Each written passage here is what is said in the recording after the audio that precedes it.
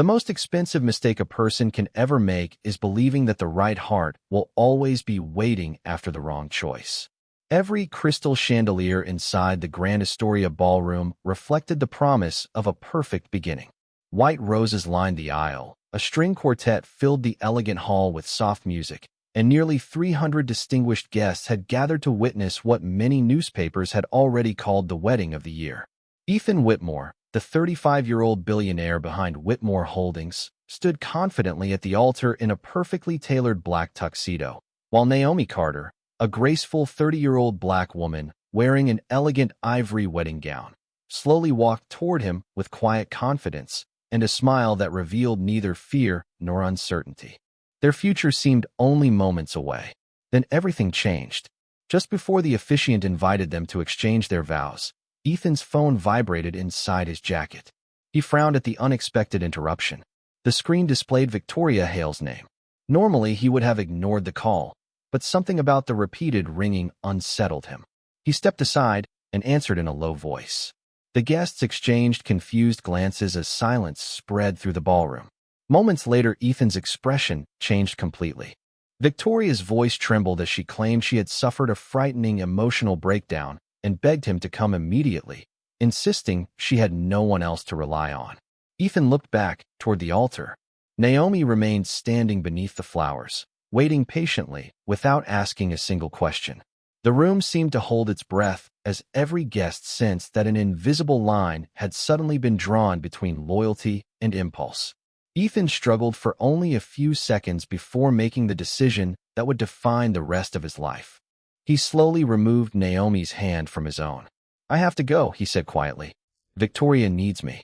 A wave of disbelief swept through the audience. Family members stared in stunned silence. Friends looked toward Naomi, expecting tears, anger, or desperate pleas for him to stay. None of those came. Naomi simply looked into Ethan's eyes with remarkable calm, as though she had already accepted an answer that no one else in the room could understand.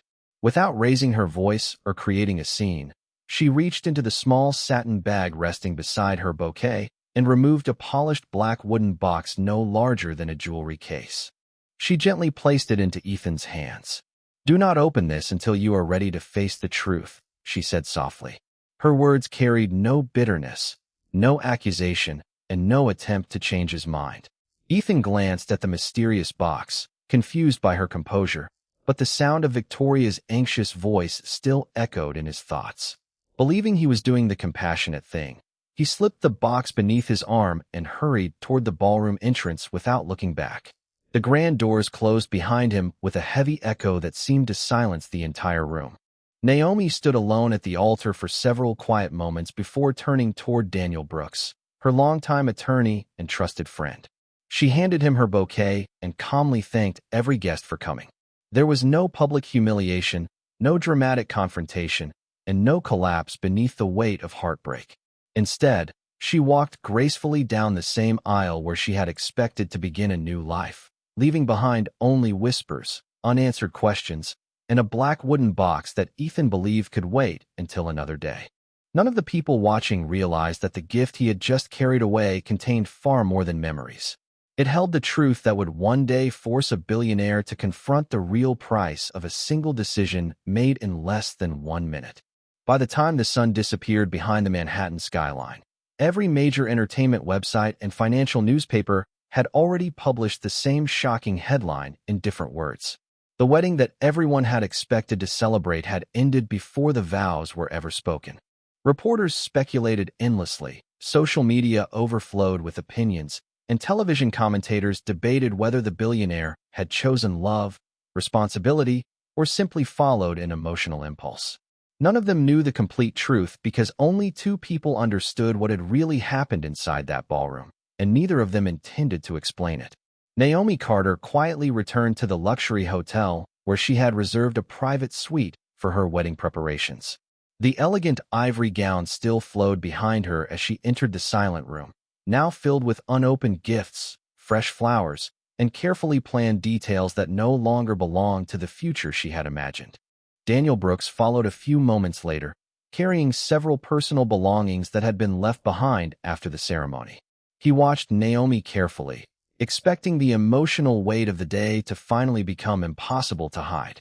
Instead, she slowly removed her wedding veil, folded it with remarkable care, and placed it inside its protective box. Her hands never trembled. Her breathing remained steady. After several quiet minutes, Daniel finally spoke. "You still have time to call him." Naomi looked toward the city lights glowing beyond the floor-to-ceiling windows and gently shook her head. "No," she answered softly. "If a person must be convinced to stay, they have already chosen to leave." Daniel lowered his eyes, realizing there was nothing he could say that would change her mind. Across the city, Ethan Whitmore arrived at Victoria Hale's upscale apartment overlooking Central Park. He found her sitting quietly on the sofa, visibly emotional but physically unharmed. She immediately thanked him for coming and admitted she had been overwhelmed by fear, loneliness, and uncertainty after believing she had lost the most important person in her life. Ethan comforted her, convinced he had made the compassionate decision. Yet despite his determination, his thoughts repeatedly drifted back toward the ballroom he had abandoned only an hour earlier. He remembered Naomi's calm expression, the absence of anger in her voice, and above all, the mysterious black wooden box now resting on the passenger seat of his car. Something about her final words refused to leave his mind. Late that evening, after returning to his Manhattan penthouse, Ethan carried the unopened box into his private study. He examined its polished surface for several moments before placing it carefully inside the bottom drawer of his desk. He told himself that whatever Naomi had left inside could wait until another day. Right now, he believed the most urgent responsibility was moving forward with the choice he had already made. Meanwhile, inside the quiet hotel suite, Naomi changed into a simple navy dress before standing one last time beside the window overlooking New York City. She did not speak about revenge. She did not wish for Ethan to suffer. Instead, she whispered almost to herself, "One day the truth will arrive when his heart is finally ready to receive it." The following morning, before the city had fully awakened, Naomi boarded a private flight arranged weeks earlier for what had originally been planned as her honeymoon. Only the destination had changed. Instead of beginning married life beside the man she loved, she left New York alone with a single suitcase, a lifetime of quiet strength, and a future she would build entirely on her own. As the aircraft disappeared above the clouds, Ethan remained unaware that the woman walking out of his life was not running away from heartbreak. She was simply walking toward a destiny far greater than anything he had ever imagined, while the unopened black wooden box waited patiently for the moment when one irreversible choice would finally reveal its true cost. 6 months quietly passed, and although the unfinished wedding gradually disappeared from newspaper headlines, the consequences of that single afternoon continued unfolding in ways no one could have predicted. Whitmore Holdings remained financially powerful, yet inside the executive offices overlooking Manhattan, an uncomfortable pattern slowly emerged. Several confidential negotiations unexpectedly collapsed just before contracts were finalized. 2 promising acquisitions failed after sensitive information somehow reached competing firms. Trusted executives began questioning whether someone outside the company had gained access to private discussions. Ethan Whitmore dismissed the first incident as unfortunate coincidence, the second as bad timing. But by the third failure, he could no longer ignore the growing uncertainty surrounding his business. At the same time, Victoria Hale had become an increasingly visible presence in his personal life. She accompanied him to charity dinners, private investment meetings, and exclusive social gatherings, always appearing supportive while quietly encouraging him to introduce influential contacts and potential business partners. Ethan admired her confidence and believed she simply wanted to help him expand his professional network. Yet small moments gradually unsettled him. She often seemed unusually interested in conversations involving confidential investments. She remembered details from meetings she had never officially attended. She occasionally suggested opportunities that somehow benefited people Ethan barely knew. None of those moments seemed serious enough to provoke confrontation. Yet together they formed a quiet feeling that something no longer fit the life he believed he was building. One rainy evening, Ethan remained alone inside his private office long after every employee had gone home. Thunder rolled across the New York skyline, while city lights reflected against the floor-to-ceiling windows surrounding his desk. As he searched for an old financial report inside the bottom drawer, his hand brushed against the polished surface of the black wooden box Naomi had given him on their wedding day. He slowly lifted it into the light and studied its flawless craftsmanship. The memory of her calm voice returned with remarkable clarity. "Do not open this until you are ready to face the truth." He turned the box over several times, wondering whether enough time had passed to justify opening it. Yet after a long silence, he carefully placed it back inside the drawer and closed it once again. He convinced himself that whatever answers waited inside could not possibly solve the growing uncertainty surrounding his company or his personal life. Meanwhile, hundreds of miles away in Colorado, Naomi Carter quietly continued building a future that required no public attention.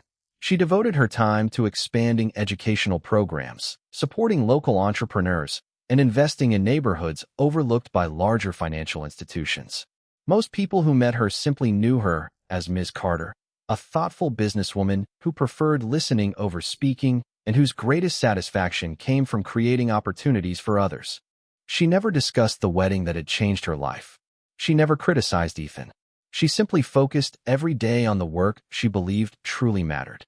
Back in New York, an independent cybersecurity investigation finally uncovered evidence that confidential information had repeatedly circulated beyond the company's executive circle.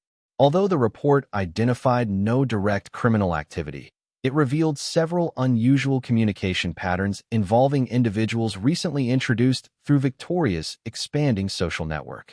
Ethan stared at the report in complete silence, unable to reconcile the growing evidence with the woman he believed he knew. For the first time since leaving the altar, he found himself wondering whether the decision that had once seemed compassionate had been guided by emotion rather than wisdom. As another storm gathered outside his office windows, the unopened black wooden box remained hidden only a few feet away, patiently waiting for the moment when doubt would finally become stronger than certainty and the truth Naomi had protected would no longer be possible to ignore. 3 nights after reading the investigation report, Ethan Whitmore found himself unable to sleep.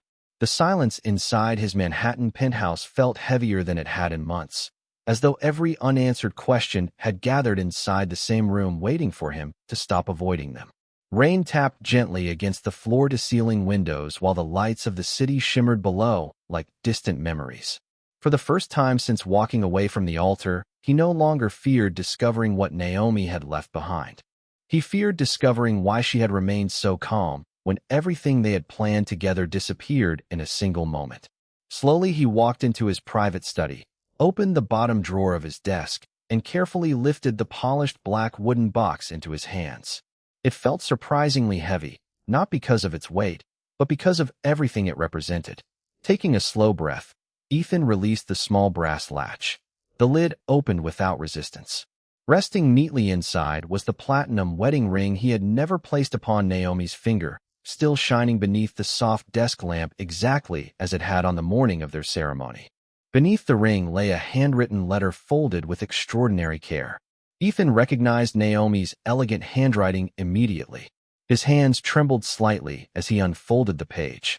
"If you are reading this," the letter began, "then enough time has passed for emotion to become reflection. I never wanted this gift to become a reminder of guilt. I wanted it to become a reminder of truth. Love should never have to compete for first place in someone's heart. If another voice can pull you away from the life we promised each other, then the life we imagined together was never as secure as I believed. I will not hate you for your decision, because every choice reveals what words alone never can. One day you may discover that compassion without wisdom can become another form of regret. When that day arrives, I hope you will not punish yourself. Instead, become the kind of person who never has to make this choice again." Ethan lowered the letter for several moments, overwhelmed by the absence of anger in every sentence. There was no accusation, no bitterness, and no desire for revenge. Naomi had written only with honesty and remarkable grace. Beneath the letter rested a small flash drive and a sealed legal envelope bearing Daniel Brooks' signature. Ethan connected the flash drive to his computer. Naomi appeared on the screen wearing a simple navy dress, seated inside a quiet office filled with books and sunlight. She smiled gently before speaking. "If this recording reaches you, It means you were finally willing to listen instead of react. Whatever brought you here, I hope it also brought you peace. Inside the envelope, you will find documents explaining something I never considered important enough to discuss while we were together, because I wanted to be loved for who I was rather than what I owned. Ethan slowly opened the envelope. Inside were certified legal records confirming that Naomi Carter was the sole founder and majority owner of Carter Legacy Partners, one of the fastest-growing private investment companies quietly expanding across the United States. Additional documents revealed charitable trusts, educational foundations, and community development projects funded almost entirely through her organization. Ethan stared at the papers in complete disbelief. The woman he had believed needed his world had quietly built a remarkable one of her own. As thunder echoed across the Manhattan skyline, the truth settled into his heart with undeniable clarity. The greatest secret inside the black wooden box had never been Naomi's wealth. It was the extraordinary depth of the woman whose value he had failed to recognize before choosing to walk away. The morning after opening the black wooden box, Ethan Whitmore canceled every meeting on his calendar for the first time in years. His executive assistants assumed an urgent corporate matter had demanded his attention, but the truth was far more personal. He could no longer continue living with unanswered questions. Carrying the legal documents Naomi had left behind, he drove across Manhattan to the downtown office of Daniel Brooks. The attorney welcomed him with quiet professionalism, almost as though he had expected this visit for a very long time. Ethan placed the folder on the conference table and remained silent for several moments before speaking. Everything inside that box was real, was it not? Daniel looked down at the familiar documents before calmly nodding. Every page is authentic, he replied. Naomi never believed that the truth needed decoration. Ethan leaned back in his chair, still struggling to accept what he had discovered. Why did she never tell me she built Carter Legacy Partners? Daniel smiled faintly before answering. Because she wanted to know whether the man she loved would choose her before he ever knew what she owned. The room fell silent once again. Daniel slowly opened another folder resting beside him. Inside were photographs spanning more than a decade. Ethan saw Naomi standing beside newly opened community libraries, vocational training centers, neighborhood business owners, scholarship recipients, and affordable housing developments in cities across the United States. In every photograph, she stood quietly beside the people she had helped rather than in front of them. There were no oversized donation checks, no press conferences celebrating her generosity, and no attempts to place herself at the center of attention. Daniel gently slid another document toward Ethan. It outlined Naomi's long-term personal plans prepared several months before the wedding. Ethan read each page slowly. After their marriage, Naomi had intended to appoint a new executive leadership team at Carter Legacy Partners so she could reduce her daily responsibilities and devote more time to building a family with Ethan while continuing to oversee the foundation's charitable mission. None of those decisions had been motivated by obligation. They reflected the future she genuinely hoped to create beside the man she loved. Ethan quietly lowered the papers, overwhelmed by the realization that Naomi had already arranged her life around dreams they would never share. Daniel continued speaking with the same calm honesty Naomi had always admired. She never wanted to impress you with success. She believed love should begin with character, not status. That is why almost no one outside her closest advisors knew the full scale of her business or her philanthropy. Ethan slowly looked through the office window toward the Manhattan skyline, remembering countless evenings when Naomi had quietly excused herself to answer what he assumed were ordinary business calls. He had never questioned how much responsibility she carried because she never allowed achievement to define her identity. Daniel finally handed Ethan one last photograph. It showed Naomi standing outside a newly completed community learning center in Colorado, surrounded by children, teachers, and local families smiling with genuine gratitude. She is there this week, Daniel said softly. Not because anyone asked her to attend, but because she still believes real leadership begins by showing up for people. Ethan stared at the image for a long time before carefully placing it back on the table. For the first time since the unfinished wedding, he understood that the greatest loss of his life had never been the ceremony itself. It had been failing to recognize the extraordinary woman standing beside him while he was still fortunate enough to call her his future. Outside the office, The city continued moving with its usual energy, unaware that inside one quiet conference room a billionaire had finally begun understanding that genuine wealth was measured not by the companies a person owned, but by the lives they chose to uplift long before anyone noticed. Leaving Daniel Brooks' office, Ethan Whitmore believed he had already uncovered every secret Naomi Carter had protected. He was wrong. 3 days later, Daniel called and asked him to return for one final conversation, explaining that there was something Naomi had instructed him to reveal only after Ethan had opened the black wooden box and learned the truth about Carter Legacy Partners. When Ethan arrived, Daniel placed a thin sealed envelope on the conference table. Unlike the legal documents and financial records, this envelope contained only a single handwritten page. "Naomi told me this was the last piece of the story," Daniel said quietly. "She never wanted you to hear it until you understood who she truly was." Ethan carefully unfolded the paper. At the top, Naomi had written a simple sentence: "The hardest choice in life is not choosing between two people. It is choosing the kind of person you become when that moment arrives." Ethan continued reading. Naomi explained that several weeks before the wedding, she had quietly noticed an unusual pattern. Every meaningful milestone in their relationship had somehow been interrupted by an urgent situation involving Victoria. Important dinners, family celebrations, anniversary plans, and finally the wedding itself had all been overshadowed by emergencies that demanded Ethan's immediate attention. Naomi admitted she had recognized the pattern long before anyone else mentioned it. She could have confronted Victoria. She could have searched for proof, exposed every inconsistency, or demanded that Ethan choose her before the ceremony. Instead, she deliberately chose silence because she believed trust could never be built through pressure. "If I must persuade someone to remain beside me," Naomi wrote, "then I have already lost the relationship I hope to protect." Marriage should begin with two people freely choosing each other, not with one person convincing the other to stay. Ethan slowly lowered the letter, his heartbeat growing heavier with every sentence. Daniel finally spoke. "Naomi never viewed the wedding as a test. She viewed it as the moment when every promise would naturally reveal its strength. She believed your decision should belong entirely to you, without influence from her." Ethan stared silently across the room, remembering Naomi's calm smile as she handed him the black wooden box.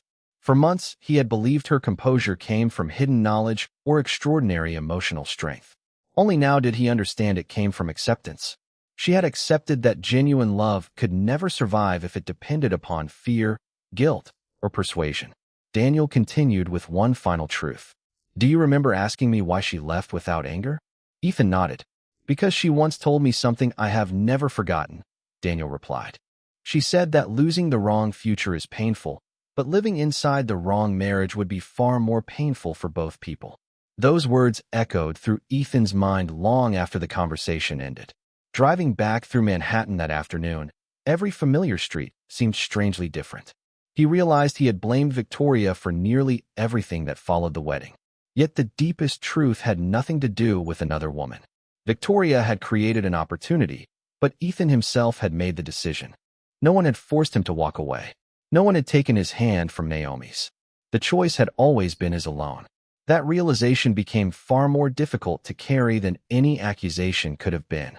Across the country, Naomi continued visiting schools, neighborhood businesses, and community projects without knowing that the final lesson she had quietly prepared months earlier had finally reached the man it was intended to change. For the first time since leaving the altar, Ethan stopped asking why everything had happened to him and began asking the only question that truly mattered. What kind of man would he choose to become after finally understanding the cost of the choice that had changed both of their lives forever? Nearly a year had passed since the unfinished wedding, and from every public perspective, Ethan Whitmore appeared to have everything a person could desire. Whitmore Holdings continued announcing record quarterly earnings. New office towers carried the company's name across major American cities, and business magazines praised his leadership as one of the strongest in the financial world. Yet behind every achievement waited a silence that no amount of success could overcome. The penthouse overlooking Manhattan had never felt larger or emptier. The celebrations following each corporate victory ended the same way, with Ethan standing alone beside the floor-to-ceiling windows, reflecting not on what he had gained, but on the life he had willingly left behind. At almost the same time, the internal investigation into Whitmore Holdings quietly reached its conclusion. The final report confirmed that while Victoria Hale had committed no criminal offense, she had repeatedly introduced investors and consultants whose interests conflicted with the company's long-term strategy. She had blurred the line between personal relationships and professional influence, creating opportunities that benefited herself far more than the organization she claimed to support. Ethan did not respond with anger or public accusations. Instead, he calmly ended their relationship with the same certainty that had once been missing on his wedding day. There were no dramatic confrontations, no interviews, and no headlines announcing the separation. Victoria simply disappeared from his daily life, leaving behind only another lesson about the difference between admiration and genuine loyalty. Meanwhile, far from New York, Naomi Carter continued building something that no financial ranking could accurately measure. Carter Legacy Partners expanded its community investment programs into additional states, creating scholarships, neighborhood business grants, and vocational education centers that quietly transformed thousands of lives. Local newspapers occasionally published stories celebrating the impact of those initiatives, yet Naomi consistently declined requests for personal interviews. She believed recognition belonged to teachers, volunteers, local leaders, and families who embraced each opportunity with determination. Her name rarely appeared in headlines, but her work steadily changed communities one project at a time. One evening, while waiting for an international business interview to begin, Ethan noticed a short television segment featuring the opening of a new innovation center in Colorado. The report focused primarily on students proudly presenting engineering projects, small business owners describing renewed hope, and families celebrating educational opportunities that had once seemed impossible. Only during the final moments did the camera briefly reveal Naomi standing quietly among the crowd, applauding every student's achievement with sincere joy. She wore a simple navy business suit instead of expensive designer clothing, greeting every visitor with the same warmth regardless of their social status. No security team surrounded her. No speech centered on her accomplishments. She looked completely at peace, as though the life she now lived reflected exactly who she had always wanted to become. Ethan watched the recording again after the broadcast ended, then once more before leaving his office that night. Slowly he realized something he had never fully understood while they were together. Naomi had never measured success through wealth, influence, or public admiration. She measured success by the number of lives quietly improved through kindness, responsibility, and consistent action. Every memory of their years together suddenly carried new meaning. The neighborhood bookstore she supported, the school she visited without photographers, the family she quietly helped during the holidays, and the conversations where she insisted that the strongest legacy anyone could leave behind was not a larger fortune, but a better future for someone else. Standing alone beneath the glowing lights of Manhattan, Ethan finally accepted a truth that no business achievement could erase. He had not lost the most remarkable woman in his life because another person appeared at the wrong moment. He had lost her because, when the defining moment finally arrived, he failed to recognize that genuine love is revealed not by grand promises, but by the quiet choices people make when no one knows which decision they will take.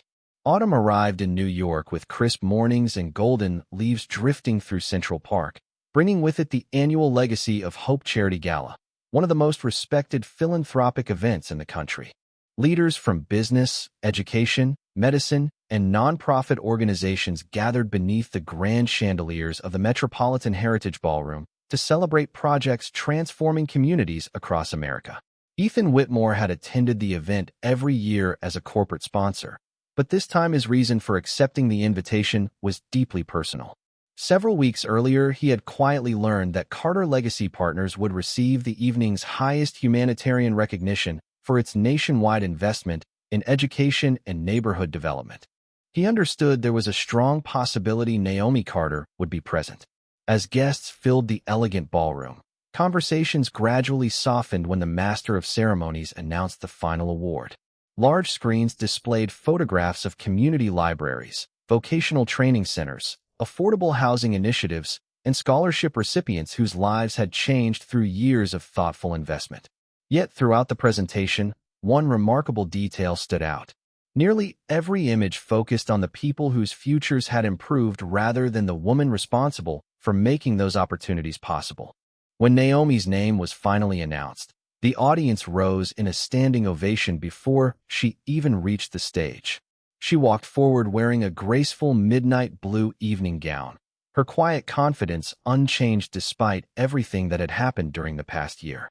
She accepted the Crystal Award with a gentle smile and thanked teachers, volunteers, local leaders, business owners, and every family that had trusted hope when circumstances offered very little reason to believe.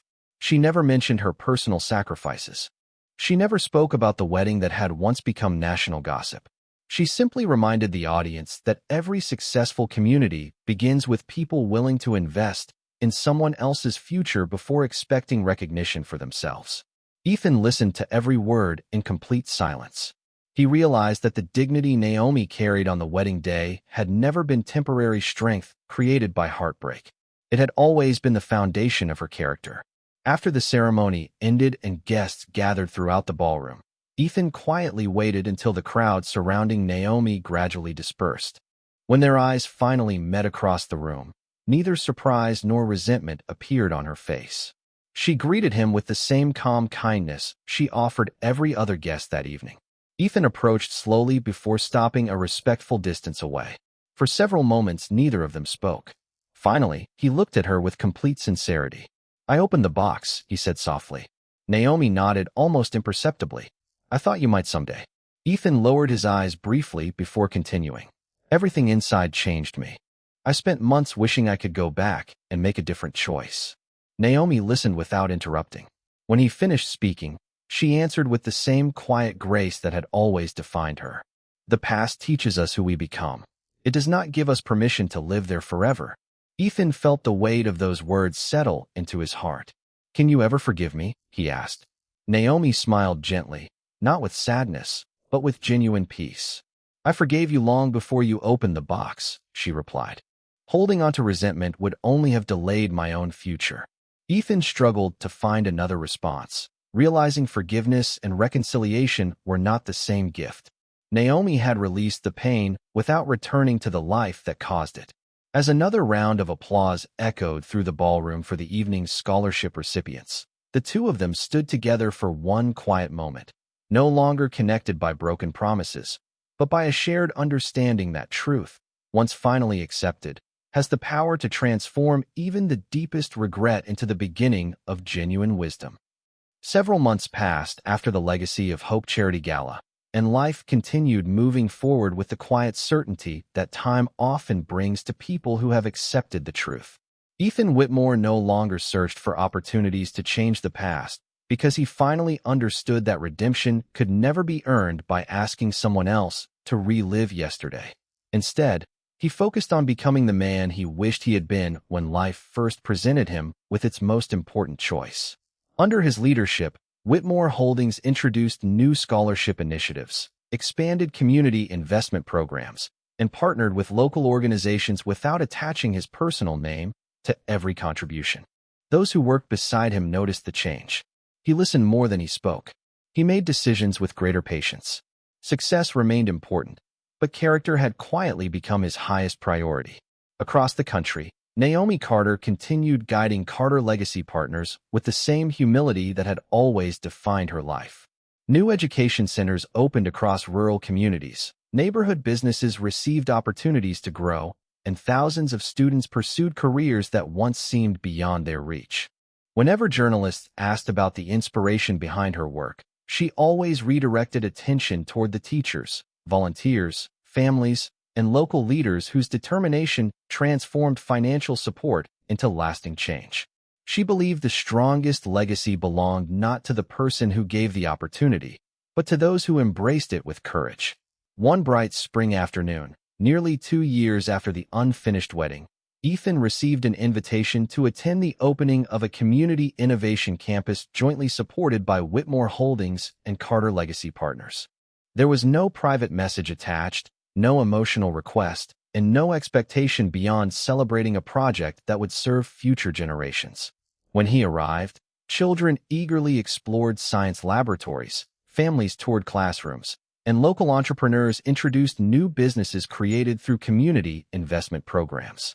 Ethan eventually noticed Naomi speaking with a group of high school students beneath a row of flowering trees.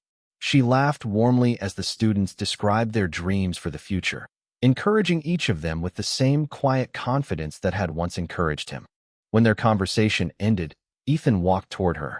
This time there was no weight of unfinished business between them.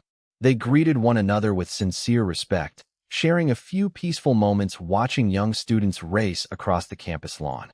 "You built something extraordinary," Ethan said. Naomi looked toward the children rather than the buildings. "They will build something even greater," she answered softly. Ethan smiled, finally understanding exactly what she meant. The greatest achievements were never the structures people constructed or the companies they owned. They were the lives they inspired long after they were gone. Before leaving, Ethan reached into his jacket pocket and removed the platinum wedding ring that had remained inside the black wooden box for so long. He held it for a brief moment before placing it inside a small glass display at the entrance of the new campus, where visitors could contribute meaningful objects representing hope, resilience, and second chances. There was no speech, no audience, and no attempt to rewrite history. It was simply a quiet reminder that even painful choices can become lessons that guide better futures. Naomi watched with gentle understanding before offering one final smile. They walked away in different directions, neither looking back, because neither needed to. One had discovered that dignity is strongest when it refuses to become bitterness. The other had learned that regret has value only when it becomes wisdom. And somewhere beyond the noise of wealth, status, and public recognition, the truth Naomi had protected inside a simple black wooden box continued changing lives, proving that the richest heart is always the one that chooses integrity long before anyone else can recognize its worth.